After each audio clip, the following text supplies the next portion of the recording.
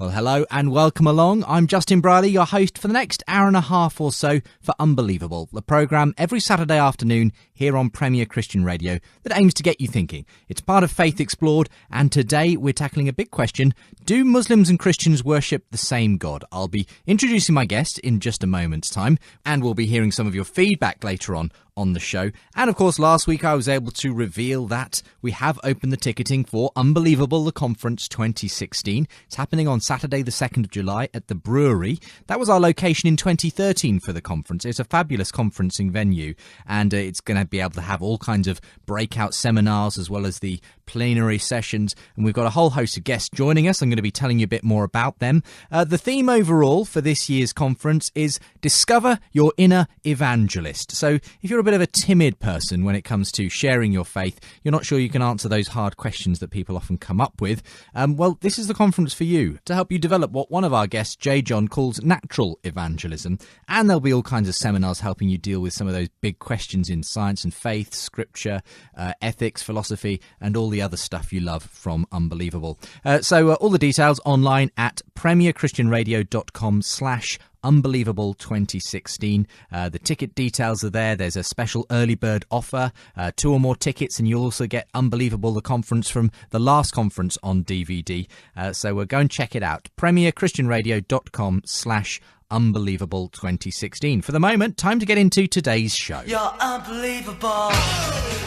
Well, I've got an interesting question for you on Unbelievable today. Do Christians and Muslims worship the same God? Well, a controversy in the USA was sparked recently when Christian University Wheaton College placed political science professor Larissa Hawkins on administrative leave after she published a Facebook post suggesting that Christians and Muslims worship the same God. That statement set off a wave of controversy across the country amid larger debates about the role of Muslims and Islam in America. Well, Hawkins and the college have settled their differences since, though Hawkins, I understand, is leaving the college. But rather than debate the rights and wrongs of what happened out in Wheaton, we want to discuss the theological issue that was raised by her statement. Do Christians and Muslims worship the same God? We're asking today. My guests are Joseph Cumming and Nabeel Qureshi. Joseph is a scholar of Islamic and Christian thought who serves as pastor of the International Church at Yale University out in the States. Now, he's going to be explaining why, well, it's not simple, and there's a yes and a no answer to this question, but overall, he's more in favour of the idea that, yes, Christians and Muslims do worship the same God. Nabeel is the author of Seeking Allah, Finding Jesus. That's about his journey from Islam to Christianity. He's a speaker and researcher with Azim internationally, currently working in Oxford on his DPhil. His next book is actually about Islam. It's Answering Jihad, A Better Way Forward, going to be released in April, and he'll be back on the programme in a month or two to talk about that. But he says the Islamic and Christian conception of God are so very different that we can't really say that we are worshipping the same God. I'll make sure to give ways to find out more about both my guests during the course of today's programme. And if you want to get in touch about anything you hear on the show today, I encourage your feedback too. That's unbelievable@premier.org.uk. So welcome along to the programme, Joseph and Nabeel. Thank you. Thank you. Great to have you both with me, gentlemen. Let's start with you, Joseph, just quickly as the newcomer to the programme in a sense. Very quickly, the International Church at Yale University, what is that and why is it international exactly? Well, it's an outreach to the international students and scholars and their families who come to Yale from all around the world. Most of our members are from East Asia, but we have people from Latin America, Africa, Europe, and a handful of Americans in the church as well. And what led you into particularly being interested in Islam and Christian issues? Well, I worked as the director of a Christian humanitarian organization for 15 years in the Islamic Republic of Mauritania in North Africa, where I was, for much of the time, the only Arabic-speaking Christian in the country, or one of very, very few Arabic-speaking Christians in the country. So Muslim leaders often, and ordinary Muslims, naturally came to me with their questions or their polemics against the Christian faith, and that got me engaged with the issues that Muslims raise when in their encounter with Christians. You're not here to obviously discuss the ins and outs of that particular case I mentioned from Wheaton College, which has prompted this question. But why do you think this is such a contentious issue in the USA at the moment? Well, it's interesting. I've noticed, I've been working in sort of the nexus of Muslim-Christian relations now for more than 30 years. And prior to 9/11, when I would be visiting the U.S. and would speak in a church in America, I always found no matter what I spoke about, afterwards, the first question they would ask me would be, is it true that Muslims believe that if they kill a Christian, they'll go straight to heaven, which is, of course, not true. Since 9/11, there was suddenly a change, and I find that whenever I speak in a Christian church in America about our work, the very first question people ask me afterwards is, do you believe that Muslims and Christians worship the same God? And I think that what underlies it is, at least for many American evangelicals, is that they think that if you in any way affirm any commonality with Islam, you're denying that Muslims need Jesus to be saved. And obviously, we have many things in common with Judaism, and that doesn't mean that Jews don't need Jesus. And the same is true in relation to Islam. But that seems to be what I think is driving the question for a lot of American evangelicals, is the fear that if we find any common ground with Muslims, then we're undermining the unique claims of Christ and the necessity of Christ for salvation. Well, that's an interesting take, and I look forward to hearing your perspective on the question that we're discussing today. Do Christians and Muslims worship the same God? Thanks for being with me on the programme today, Joseph. Nabeel, welcome back to the programme yourself as well, joining us by a radio line from Oxford. Nabeel, just very briefly, for those who haven't heard your story before, do you want to give us the very potted history of your journey? I mean the 30-second version. Sure, yeah. I became a believer after an extended series of conversations with a Christian. I was raised as a devout Muslim in the United States, and I was so devout in my faith that I would try to get Christians to become Muslim. Well, I ran into a Christian who was able to start dialoguing with me intelligently about issues like the Bible, about substitutionary atonement, Jesus' deity, and the Trinity were two really big ones. And then also he introduced me to issues about the Qur'an and Muhammad's life that I didn't realize. And so through those conversations, I realized that there was strength for the case for Christianity, not so much for Islam as I had always been taught. And at that point, I asked God to guide me, and through dreams and visions, he led me to scriptures, which then convicted me that Jesus is Lord. When you were a Muslim, did you believe that you did worship the same God as Christians, or did you believe that effectively you were simply not worshipping the same God? I believed we worship the same God. You did. Mm-hmm. That's interesting, because the one voice, in a sense, that we don't have is another Muslim to put their perspective on this. Would you say that different Muslims have different perspectives on this? No, generally speaking, Muslims believe that we worship the same God. Of course, there'll be the odd one out, but it's not until you ask a question like, do you believe Jesus is God, that they will say, no, of course not. But if you just say, do we worship the same God, generally they say, yes, we do. That's really interesting. What do you kind of agree with what Joseph had to say there about the question has apparently become more relevant recently to Christians as well, and some of that stuff behind it of Christians perhaps worrying that if we make this admission, then it somehow means we're saying, well, Jesus isn't necessary for salvation. Well, I wasn't around before 9/11 as a Christian. I was still Muslim back then, so no one asked me questions about it back then. But since 2005, when I became a Christian, this is a very common question that I'm asked. I'm not sure if I'm concerned quite as much about if people believing that if we affirm commonality that we're compromising the gospel. Most people I run into believe that everyone needs the gospel regardless of how much you affirm. As long as they deny the deity of Christ and his resurrection, they need the gospel. I've seen that, but I can see why that's a concern. When it comes to the way you tend to interact with, now as a Christian, with Muslims, would you feel comfortable, I don't know, being in some kind of multi-faith kind of worship sort of situation? Or do you think that I don't know, undermines to some extent the differences between the two beliefs? That's a very good question. I think if there were to be something like that, I would have to take it on a case-by-case basis. I would need to see exactly what's being said, what's being affirmed, that compromises aren't being made on a whim. So I would have to deal with that on a case-by-case basis. Sure. Joseph, have you been in those kinds of scenarios where perhaps joint acts of worship are being proposed or celebrated, and what's your take on them? Yes, I have on many occasions. I've both been disinvited by Muslim friends from participating in worship and prayer with them, and invited by Muslim friends.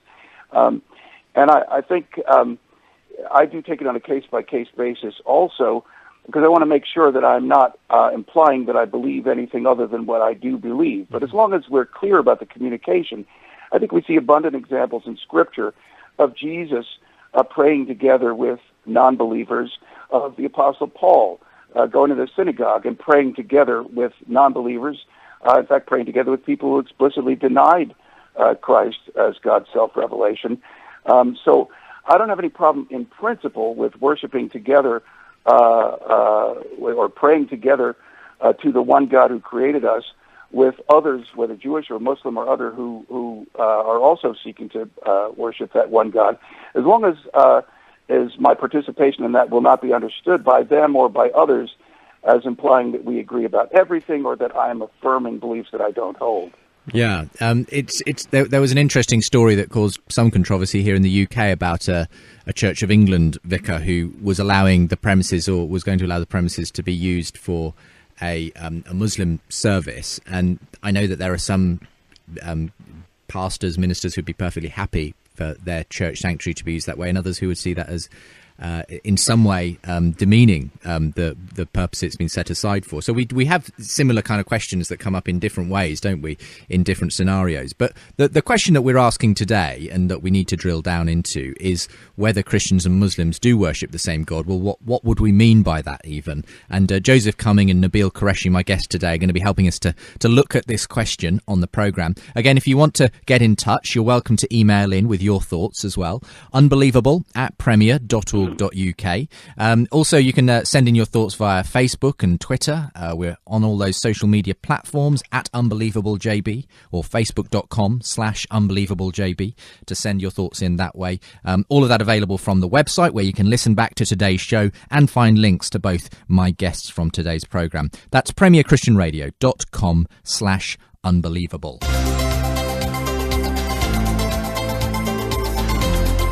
Unbelievable with Justin Brierley. Okay, well, let's come to you, Joseph, to hear your arguments for and against, in a sense, because it is a bit more complicated than just a yes or no answer. How do you approach this whole issue of whether Christians and Muslims worship the same God? Well, thanks. Let me briefly state two reasons why the answer is yes, then two reasons why the answer is no, and then respond to those no's and conclude why I think the answer is mostly yes. Okay. First of all, if we are seeking to worship the one God who created the universe, and Muslims are seeking to worship the one God who created the universe, there cannot be two different one gods who created the universe. That's inherent in the nature of the thing itself. If there only is one God who created the universe, therefore we and they are both seeking at least to worship the same God. Now, we may be inadequately worshiping that one God.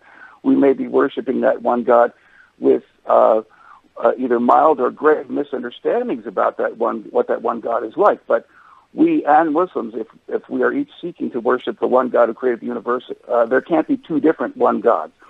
A second reason why the answer is yes is that the Qur'an explicitly states that Muslims are seeking to worship the same God whom Christians worship. For example, in Surah Al-Ankabut, verse 46, it says that Muslims should say to Jews and Christians, our God and your God is one.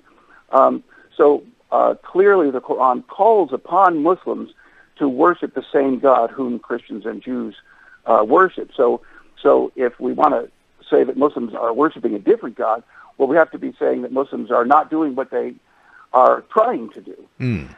Okay. Now, let me say two reasons why the answer is no, one of which I think is not very convincing, and the second of which I think is more serious. So the not very convincing one is to say, well, Muslims, commonly hear Christians say Muslims have a radically different understanding of God's character.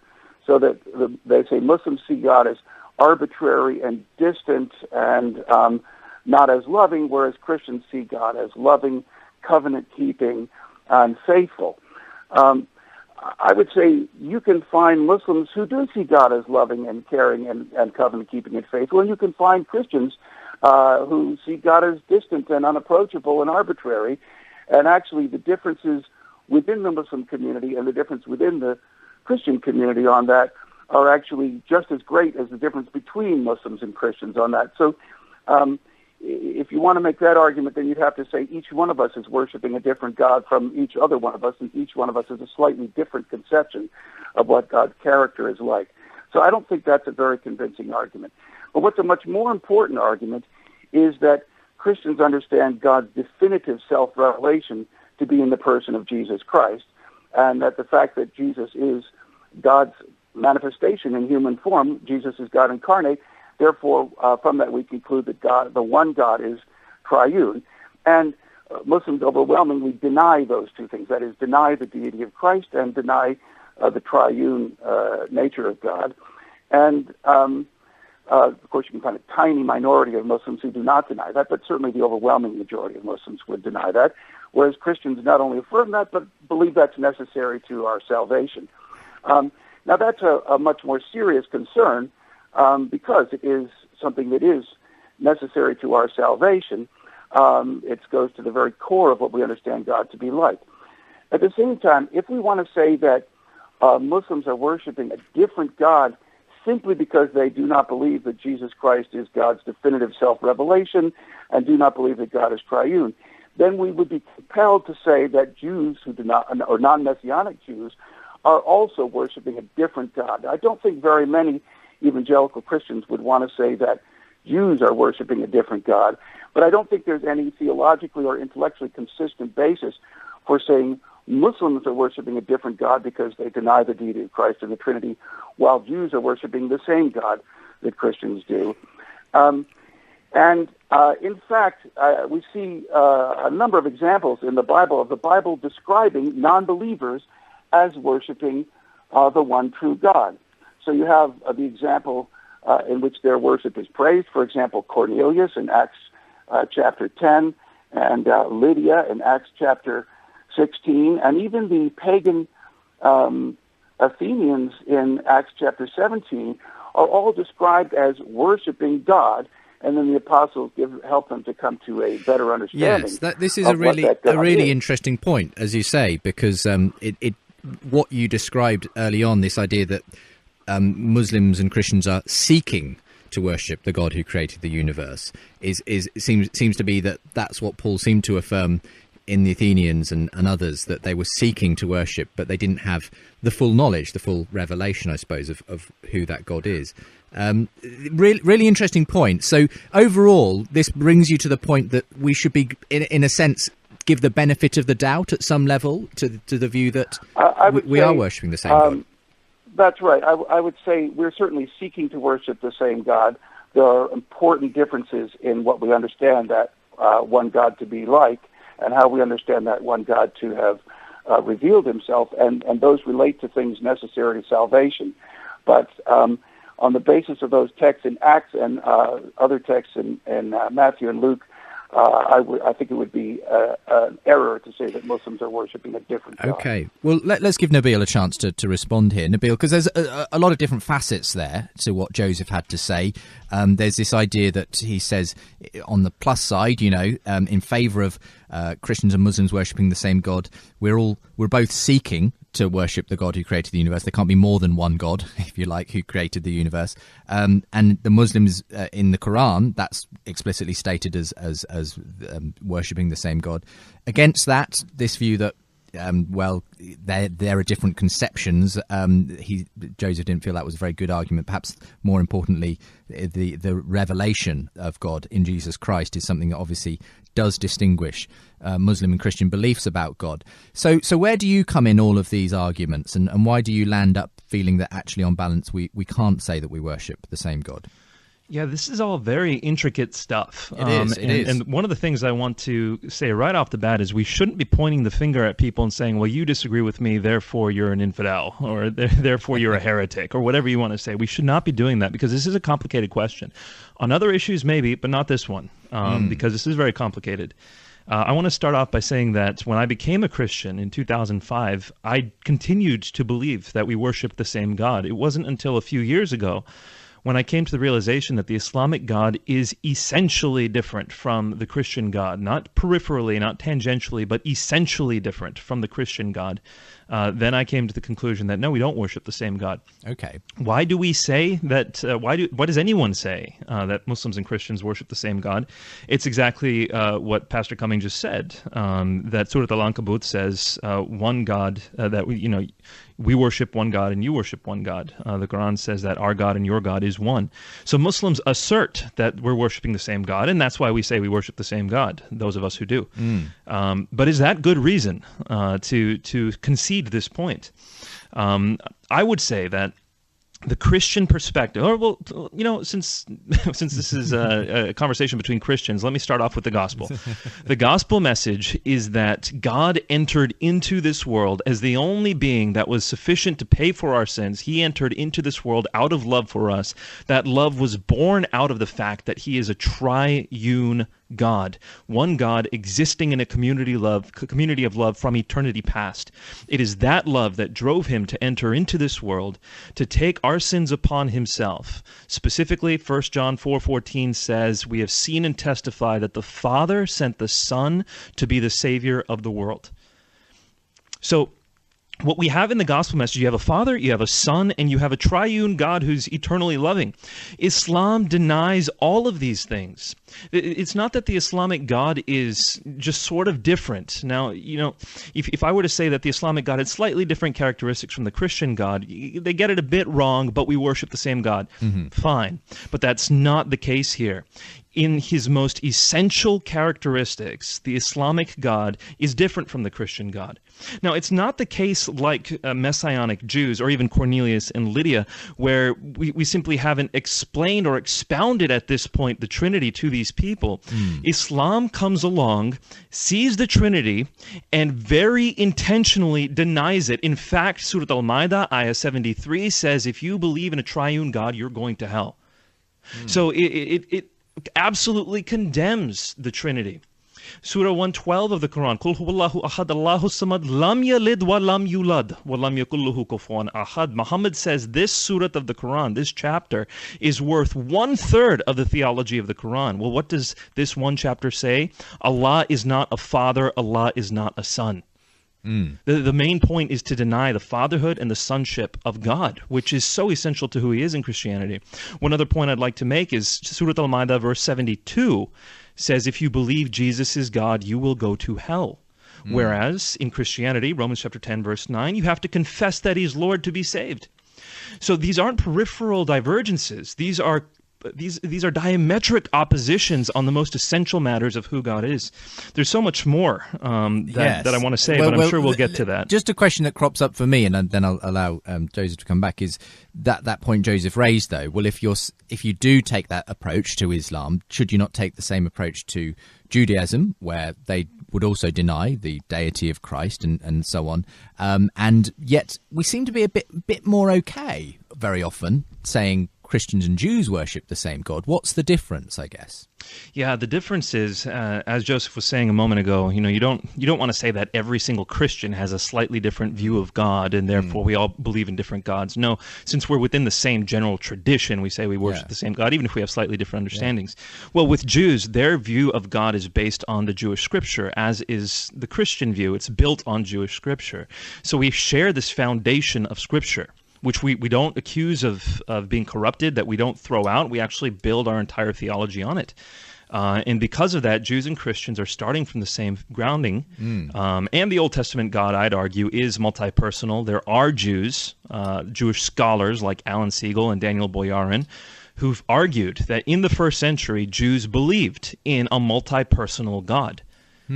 And since then, Rabbinic Judaism has demanded a monadic God, but we were on the same page at one point, and we have diverged since. It's not like Islam, which has explicitly denied it. I mean, take, for example, Abraham, when God was revealed to him. And now, I'm assuming that Abraham never believed in his life in a Trinitarian God, or obviously didn't have the opportunity to believe that Jesus was the revelation of God, the Son of God, and so on.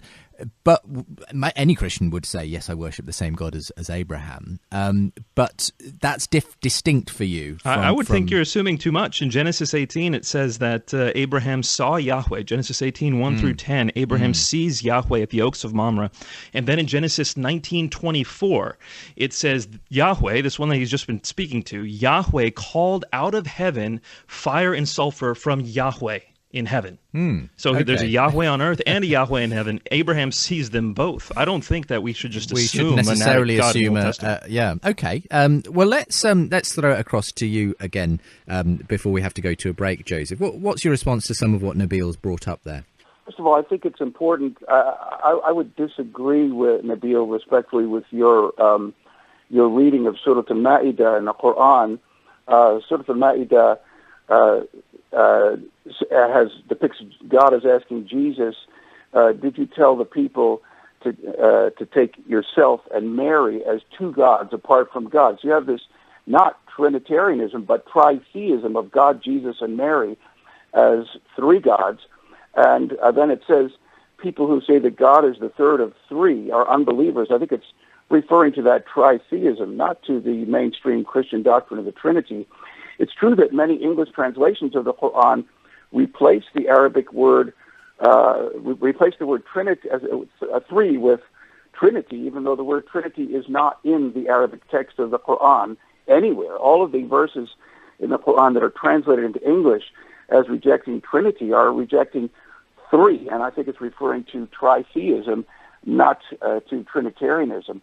I actually would agree with Nabeel that there is room in first century Jewish thought for, I wouldn't say Trinitarian or tri-person or multi-personality within God, because I think the use of the terminology of persons is second century Christian development, but certainly the idea of multiplicity in God you have in the Jewish philosopher Philo, and you see that same thing reflected in the way that John chapter 1 exegetes Genesis 1.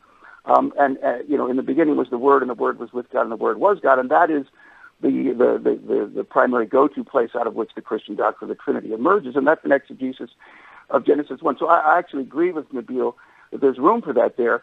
I would simply say there's room for that in Islamic thought as well, because the Qur'an similarly teaches that everything that God created by His Word. And in mainstream Sunni thought, Ash'arite and Maturidi thought, God's Word is eternal and uncreated. In fact, there are not three but seven things of which God's Word is one, which eternally subsist in the one divine essence. So I think it's not quite as simple as Muslims reject this and Jews accept it. I think you are in a position where you either have to say, if you say that Muslims worship a different God, you have to say that Jews worship a different God. If you say that Jews worship the same God, you have to say that Muslims worship the same God. One last response, and that is Nabeel mentioned the idea that, well, the Jewish understanding of God is based on the scriptures, meaning the Tanakh, the what Christians call the Old Testament, whereas Islam is not basing its understanding of God on that. Well, yes and no, because the rabbinic Jewish tradition is drawing its conception of God from the Talmud, which it understands to be the codification of oral Torah, just as much, if not more than, on the Tanakh. And if you read the content of the Talmud, I think you'll find it has just about the same degree of mixture as the Qur'an of things with which Christians can agree and things where Christians must respectfully disagree. Well, we're going to take a quick break and we'll allow Nabeel to come back again. We're talking on Unbelievable today about the question of whether Christians and Muslims worship the same God. It was provoked by the recent case at Wheaton College in Illinois of the political science professor Larissa Hawkins, who was placed on administrative leave after making that statement on her Facebook account. Well, that set off a wave of controversy across the country over her treatment, but also the issue. Do Christians and Muslims worship the same God? We're debating that today. Joseph Cumming and Nabeel Qureshi, my guests on Unbelievable. And do come back in the second part of today's programme as we continue to debate the question.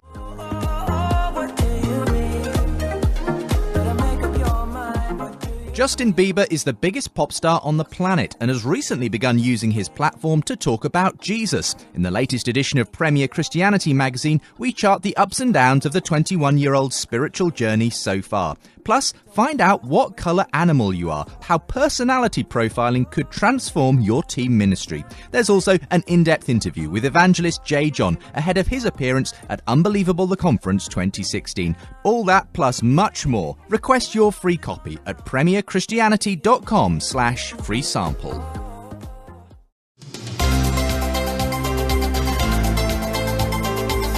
You're listening to Unbelievable on Premier Christian Radio. Welcome back to the programme. I'm Justin Brierley, your host for Unbelievable this Saturday afternoon, here as part of Faith Explored on Premier Christian Radio, at the place on a Saturday afternoon where we debate the big questions, where we give a bit of space for theological reflection and debate. Often it's a Christian and a non-Christian joining me for discussion. Today, though, it is two Christians debating the question of whether Christians and Muslims worship the same God. I'll be telling you who they are again in a moment's time. Not to forget, though, that later on we'll be hearing from you as well. I always get a bulging mailbag every week of listeners from around the world telling me what they thought of recent programmes, and I'll be reading out some of them at the end of today's show. So do stick around for that if you possibly can. A bit more detail as well about Unbelievable the Conference 2016 coming up on the 2nd of July this year as well. But today on the programme, we're asking whether Christians and Muslims worship the same God. Joseph Cumming and Nabeel Qureshi join me for the programme. Joseph is a scholar of Islamic and Christian thought who serves as pastor of the International Church at Yale University.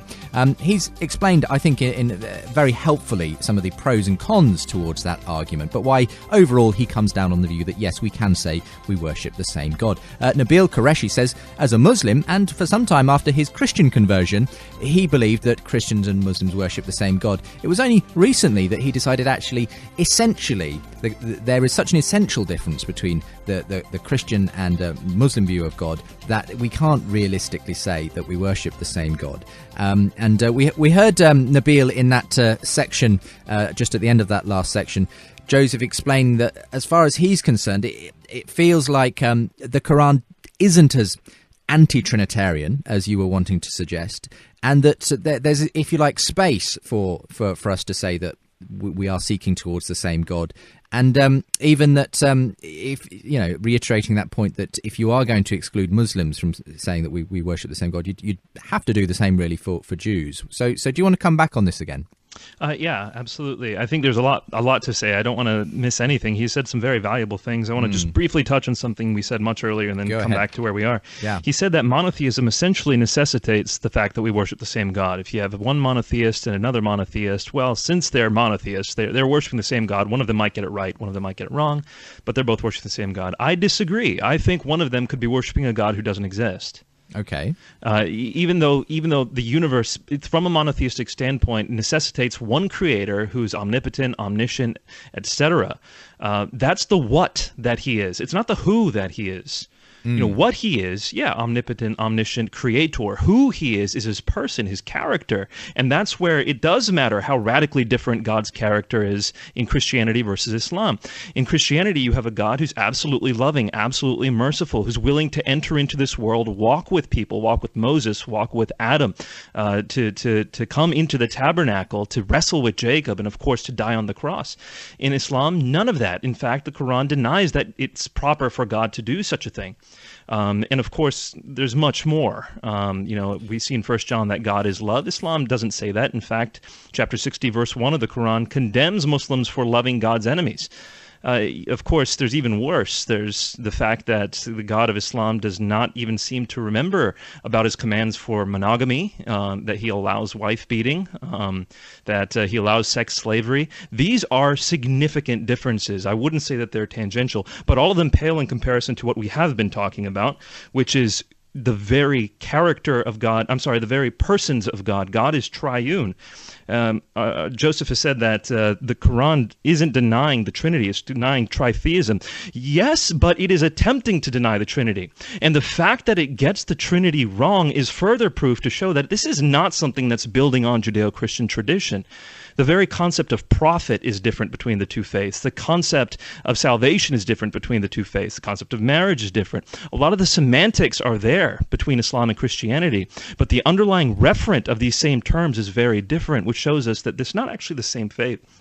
But the one thing that I want to finish on here is he was saying that you have to say that if Jews worship a monadic God, they're worshiping a different God. I completely disagree. I don't. Again, Islam denies the Trinity. Judaism did not do that once Christianity and Judaism diverged. He has said that rabbinic Judaism is built on the Talmud. I have no idea how he has concluded that. I'd be interested to hear the Talmud. I don't know if he's referring to the Babylonian or Palestinian, but that's 5th and 8th centuries AD. Jews had written the Midrash, the great Midrash before that. Jews had written the Mishnah before that. Of course, the Mishnah says it receives tradition from the Tannaitic period, which goes back to Jesus and before, to Hillel, etc. So no, Jews had an idea of God that goes, even the rabbinic Jews have an idea of God that goes way further back than the Talmud, and it was a multi-personal, using Alan Siegel's term, again a Jewish scholar, it was a binitarian understanding of God even in the first century. Okay, yes, go ahead then, Joseph. How would you like to respond? So I come back to this idea. I think, Nabeel, the reason why you want to say that Muslims are worshiping a different God is that they are denying that God is triune and denying that God is definitively self-revealed in Jesus Christ. And I think it's difficult to deny that Rabbinic Judaism also denies that God is triune. You want to say that, in first century Judaism, there was room for Trinitarianism or Binitarianism, and I actually agree with you on that. But certainly, if you ask mainstream rabbis today, does Judaism, non-Messianic rabbis that is, does Judaism affirm or deny the Trinity, or is it silent? They'll say that Judaism rejects the doctrine of the Trinity. If you say, do you affirm or deny that Jesus is God incarnate, they will certainly reject that.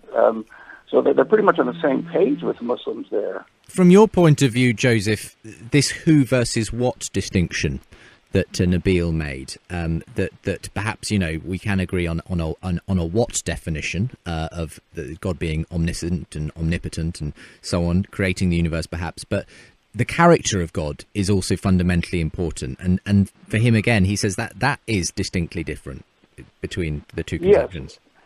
Well, certainly I agree with Nabeel. I don't know whether who versus what is the right theological way to express it, but the idea that we're both seeking to worship the one God who created the universe, and there is only one such God who created the universe, but we have radically differing understandings of what that one God is like. I think actually Nabeel and I are more or less on the same page about that.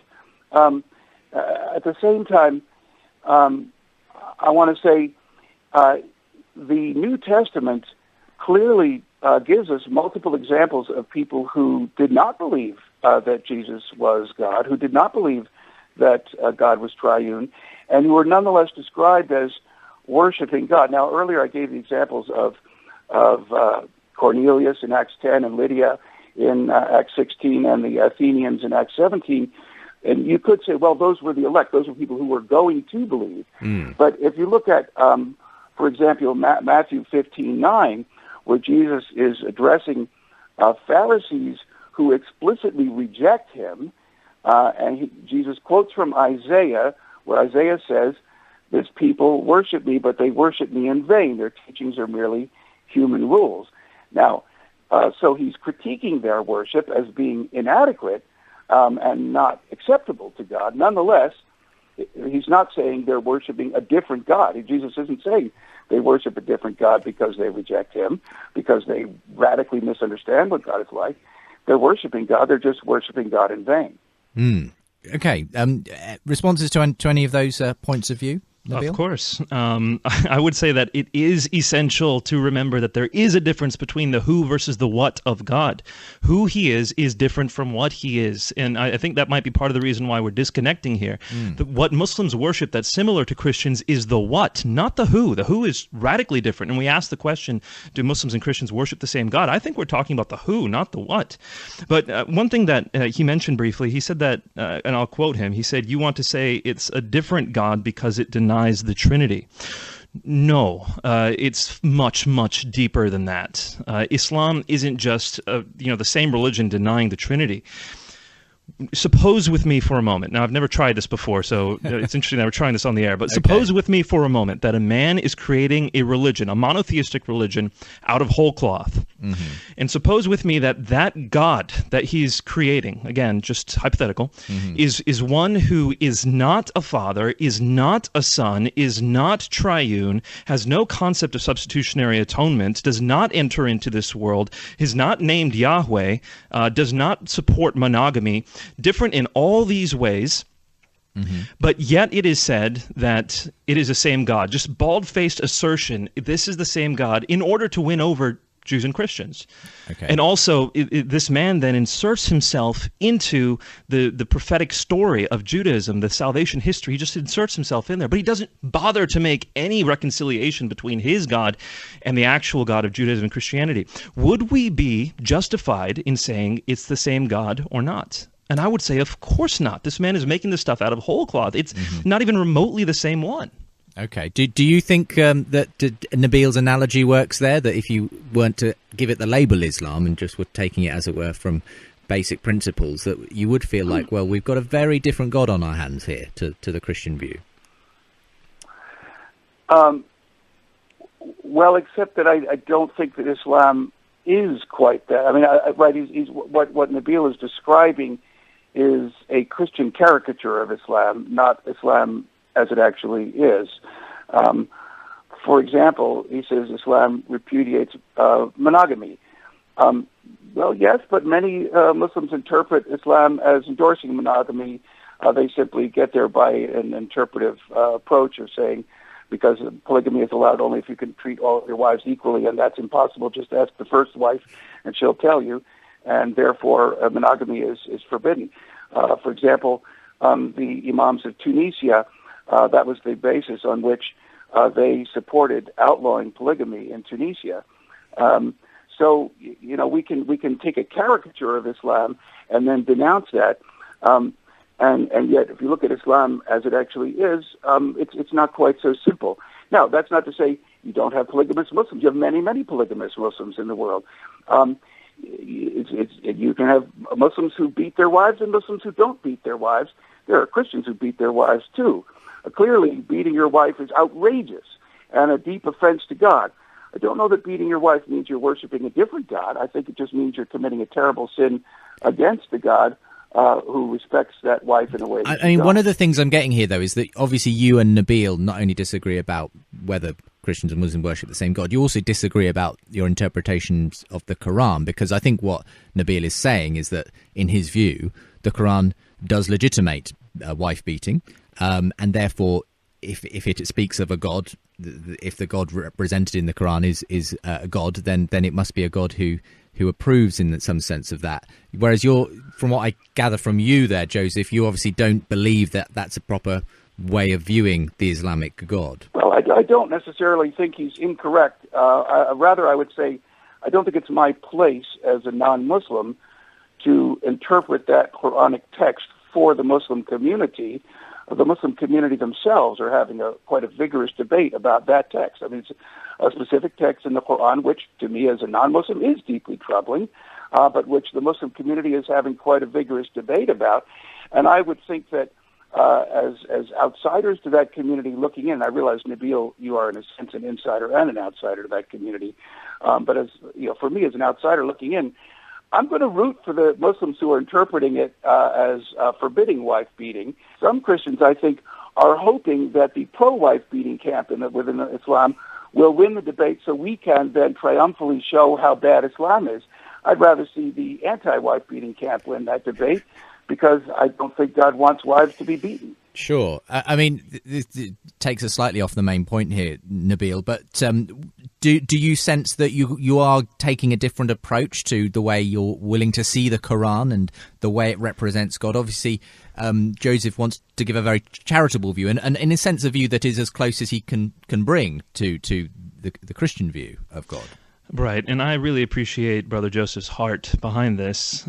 His understanding of Islam, it becomes more apparent to me, and I don't know him, but from what I'm hearing, it becomes apparent to me that his understanding of Islam is, at least in large part, based upon his encounter with Muslims. And I love that. I love that he's encountering Muslims and dialoguing with them and getting his understanding of Islam from them. The problem is, modern Muslims do not define Islam. Okay, there's a history of Islam, there's a tradition of Islam, there's a text, a Qur'an, which does speak for itself. 13 centuries of tradition do not negate what this past century, 13 centuries of tradition are much more important, not negated by just 1 century of debates. So he says that I'm caricaturing Islam. I do find that troubling. I think it's very clear to see in the Quranic text, Surah An-Nisa, verse 34, where it says, if you fear disobedience from your wives, beat them. There's no caricature here. The polygamy, the idea that, well, you should only marry one unless you can treat them all equally. Muhammad gave up his rights, his marital rights with some of his wives so that he could spend more time with other wives. Just read the traditions. And that's where I think we're disconnecting. I'm basing my understanding of Islam on the original form of Islam, on the texts, on the teachings left by Muhammad. I'm not basing it on modern debates and current Muslims and what they might think. Again, when he said he talks to rabbis who would say Judaism rejects the Trinity, he's talking again about modern rabbis. I'm going back to that form of Judaism that was present in the first century. One point that I think we have to discuss, that we have not discussed up until now, is that Islam's central doctrine is Tawheed. Let me repeat this, Islam's central doctrine, the one off which all Islamic theology is built, is Tawheed. What is Tawheed? That God is monadic. He cannot be triune. There is no compatibility whatsoever between the Islamic God and the triune God because not only of the Trinity, but also of the Islamic view. So Islam doesn't just come along and teach some other things that are tangentially different from Christianity. It sets up as its central doctrine, in full light of the fact that there is such a thing as a Trinity, it sets up as its central doctrine something completely antithetical that rebuts the Trinity. There is no compatibility here. That's a really interesting point. And at that level, I can see where Nabeel's coming from here, Joseph, that Judaism, obviously, modern Judaism does deny a Trinitarian view and Jesus being God's son and so on, in the same way that Islam might. But at the same time, Islam was set up specifically to counter that claim of Christianity. There's in a sense, it's inbuilt that they said from the outset, you've got God wrong, and we're here to put it back in the right way. Whereas the relationship between, I guess, Judaism and Christianity is somewhat different to that in the way that Christianity emerged from Judaism. I mean, shall we discuss, the nuts and bolts here of what Muslims believe about the Trinity? Obviously, Nabeel says Tawheed is the central doctrine of Islam, and so it's very difficult if that's the theological view of God from which everything else stems, to say that we can be worshipping the same God. Yes, certainly I agree with Nabeel that Tawheed, the affirmation of divine unity, is the central doctrine of Islam. Of course, the Nicene Creed begins with the words, we believe in one God, so that's pretty darn central to Christian belief as well. But Tawheed means different things to different Muslims, something most Muslims are actually unaware of. Most Muslims think that the way in which they were taught Tawheed within their community is the only way in which it can be understood.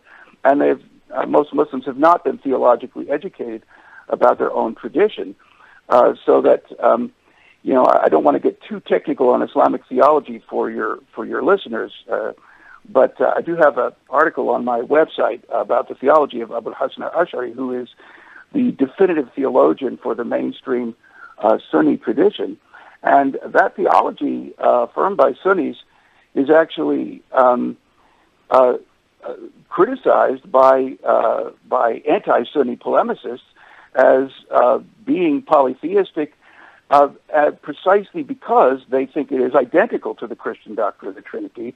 And even medieval Jewish polemicists lump mainstream Sunni Islam and Christianity in exactly the same camp in their view of the Trinity, because of the fact that the mainstream Sunni tradition affirms that the one God has word and life and power eternally subsisting in his single divine essence, as real uncreated reality subsisting in his essence. And the takeaway from that is simply that you don't think the distinction between Islamic and Christian beliefs is as stark as Nabeel says. Yes, I think Islam is more diverse and pluralistic than either most Muslims or most Christians give it credit for. In that sense, I agree with Nabeel when you say, Nabeel, that modern Muslims don't get to ignore 14 centuries of Islamic tradition. That's certainly right.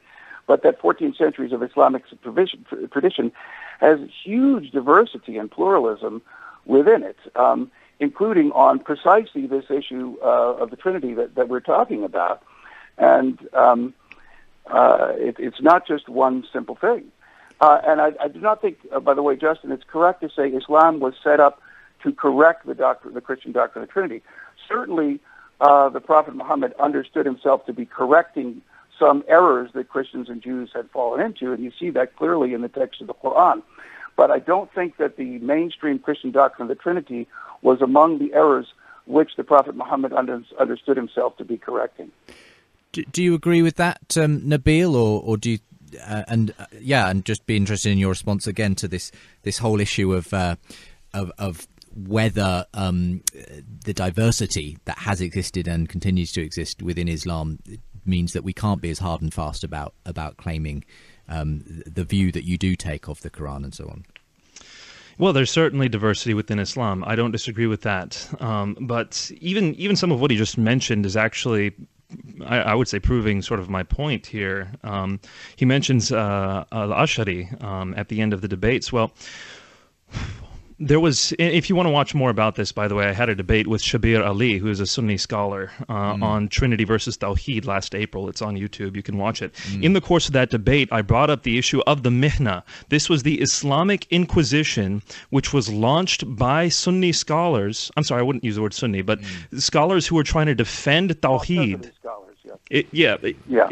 So it was scholars who were trying to defend Tawheed. And what they said was, if you believe that the Quran is eternal, you are challenging Tawheed and you can be killed for it. And in fact, people were killed for it. And it wasn't until Ash'ari comes around later and he provides his argument, which I believe was not sufficient, that he ultimately won the day. So I agree with what he's saying. But even before Ash'ari, the issue of Tawheed was extremely important to Muslims. So Tawheed is central to Islam, even from the beginning of Islamic history, and it is set up specifically as a counter to the Trinity.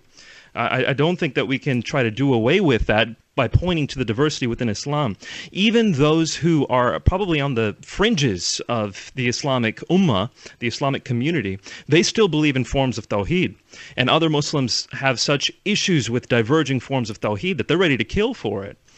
So like Wahdat al-Wujud, it's kind of this panentheistic view of the universe by some Sufis that has caused people to kill one another because Tawheed is so central.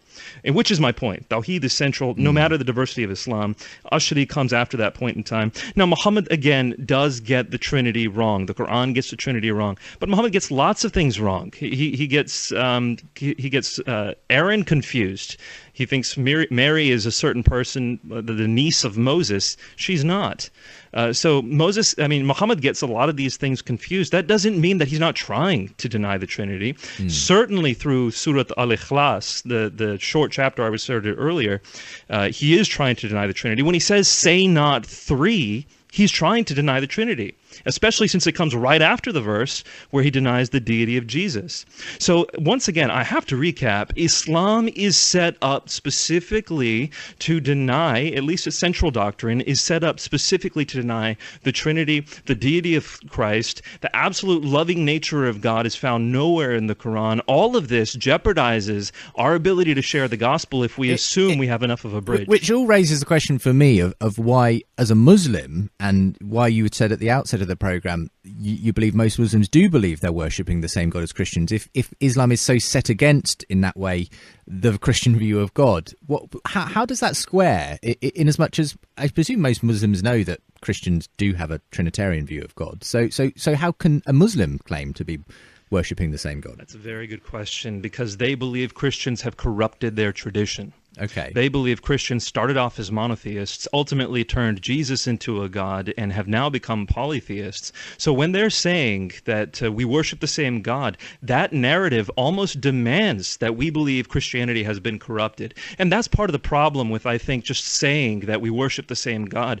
We're assuming the Islamic narrative of corruption, of Muhammad coming in this line of prophets, of the Quran fixing what the Bible has said. Of the Quran being the ultimate revelation rather than Jesus in that sense. We'll go to a quick break and we'll have final thoughts in what's been a really interesting discussion today on whether Christians and Muslims worship the same God. This is Justin Brierley for Unbelievable, the programme that aims to get you thinking every Saturday afternoon here on Premier Christian Radio. You can find us online at premierchristianradio.com/unbelievable. Today's programme available there. You can leave comments, find links to my guests, and we'll be hearing what you had to say about recent editions of the show in the next section of today's programme. Welcome back to the third and final part of today's Unbelievable with me, Justin Brierley. Don't forget that after Unbelievable, we have The Profile, and every Saturday we hear an interview with a leading Christian in some walk of life. And today I'm going to be speaking to J. John, and he is one of the guests at this year's Unbelievable conference.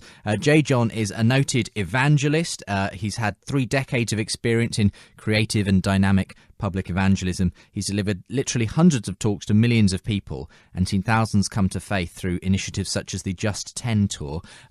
This afternoon on The Profile, I'll be talking to him, amongst other things, about his Just One Emirates a stadium event planned for July 2017. That's a very ambitious event where he'll be hoping to fill it with Christians and non-Christians.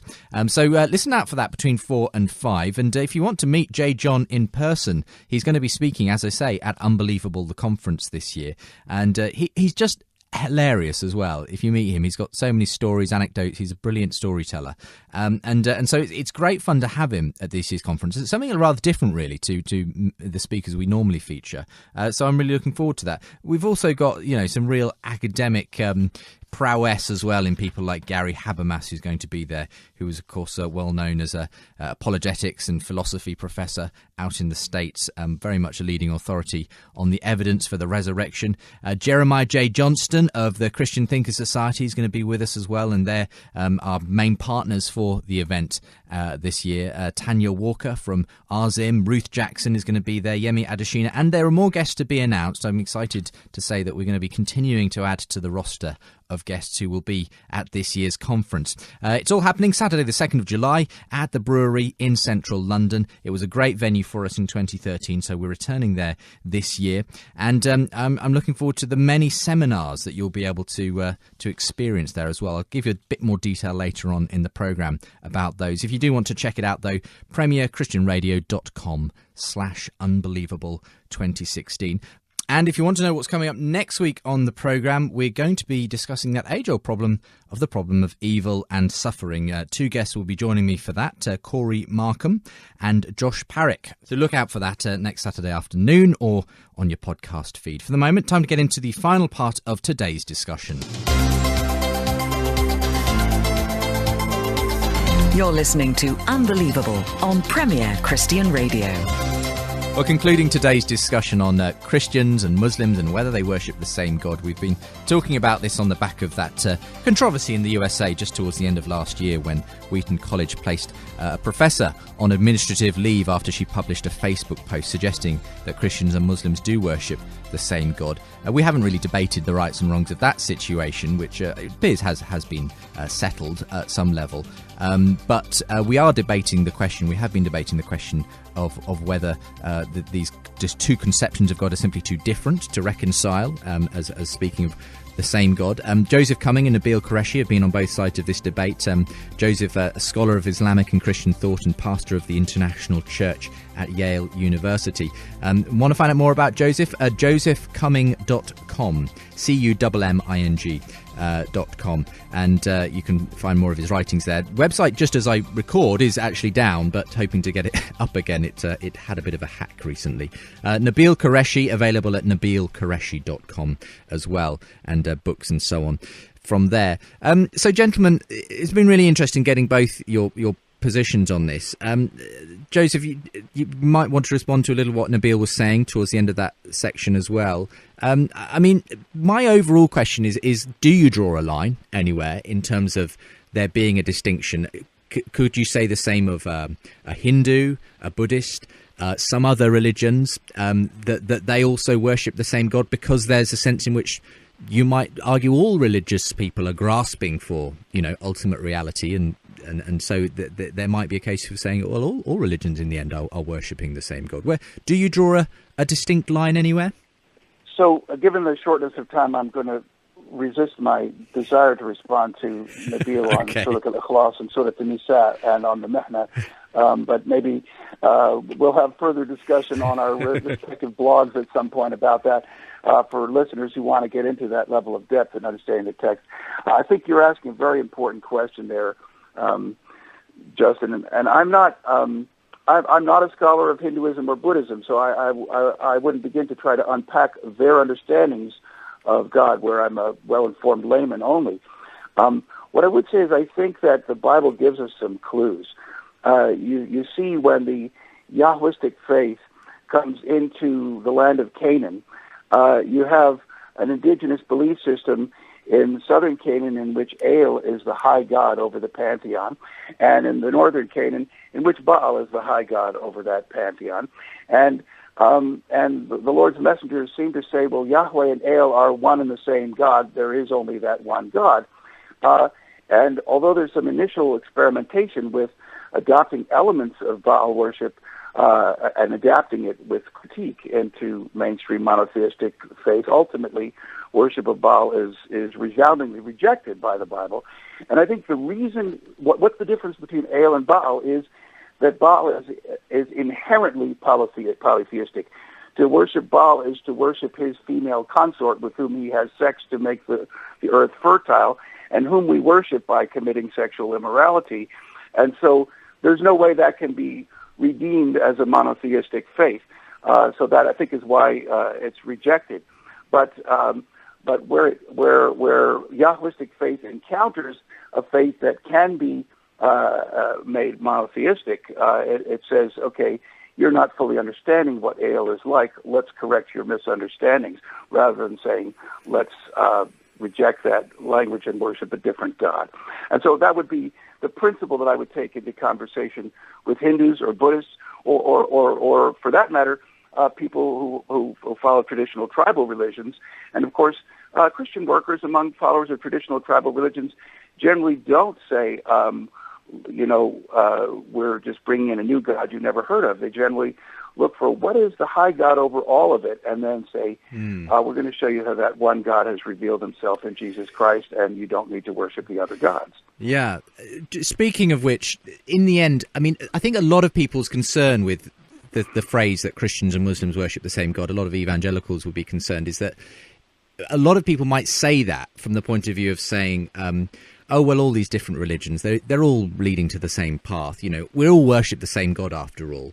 And it's essentially it's a form of universalism, pluralism, or whatever, which does then simply paper over the significant differences that do exist between different religions, between Christianity and Islam, and the view that Jesus is in some way essential to salvation. So, and I'm getting from everything you've said so far in support of the view that Christians and Muslims worship the same God, that you're not saying that. You're not saying we're all just, it's all different paths up the mountain kind of thing. That's absolutely right, Justin. Thank you for letting me conclude with that. to want to emphasize where Muslims and Christians do have common ground does not mean denying that there are some very real and undeniable and irreducible differences, in particular in relationship to the person of Jesus Christ and his atoning work on the cross and his resurrection, which, as Christians, we believe is necessary to salvation. So, absolutely, I affirm, as I think all evangelical Christians do, that Jesus Christ's atoning work on the cross and his person are necessary to our salvation, and if we seek to emphasize where there is common ground, that doesn't mean denying that there are some very, very important salvation necessary areas where mainstream Muslims and mainstream Christians are going to end up parting company. I've got a couple of questions for you as we finish off, and just feel free to use it as a chance to summarise your thoughts on the show as well, Nabeel. But another question that's occurred to me in the course of the programme is we've been sort of arguing it from our perspective. Do Christians and Muslims worship the same God? Does God accept, at what level would you say God accepts the worship of a Muslim? Does he simply not accept that worship because it is not directed at him, in fact? It's directed at something quite different? Or is God, I don't know, gracious enough to say, I don't know, for the truly seeking Muslim, even if they have a completely wrong conception of him, I at some level accept that worship? I'd be interested in your thought on that. Yeah, it's a very good question. I think before I try to answer that, I'd like to tease out prayer versus worship. Go on then. Yeah. I think Muslims, I have seen that prayer of Muslims answered. My own prayer when I was a Muslim was answered. Now, some people might say that's so that God can lead you to him. Maybe, I don't know. But I know that God answers prayers of Muslims. Okay. Does he receive worship? That's an interesting one. I would have to say we don't know what God's ways are. If someone is worshiping a false god, might God accept that? Who knows? I don't think that the Bible answers that very clearly. I know in certain cases, no, he doesn't. But is that always the case? I don't know. So that's one place to start. But and I think that bridges into what I wanted to say a bit, which was I thank Joseph again for his heart. I wish that we could have a million Josephs who would follow in his footsteps.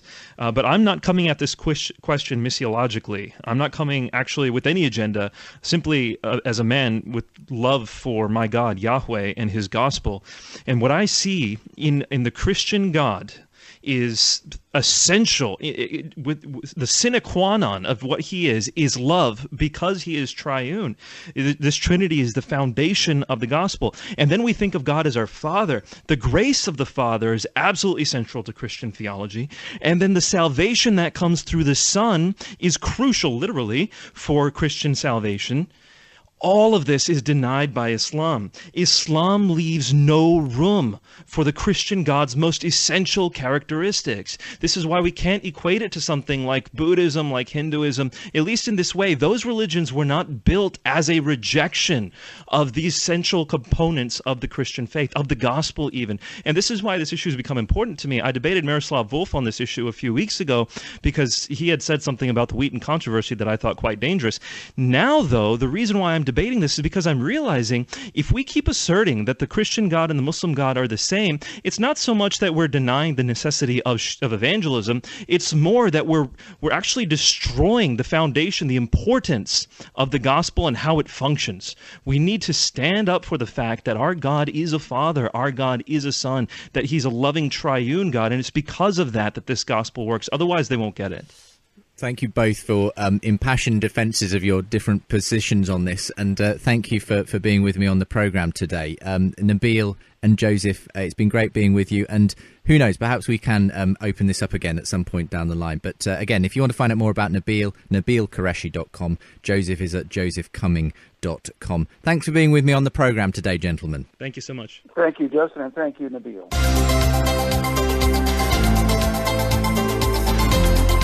Unbelievable with Justin Brierley.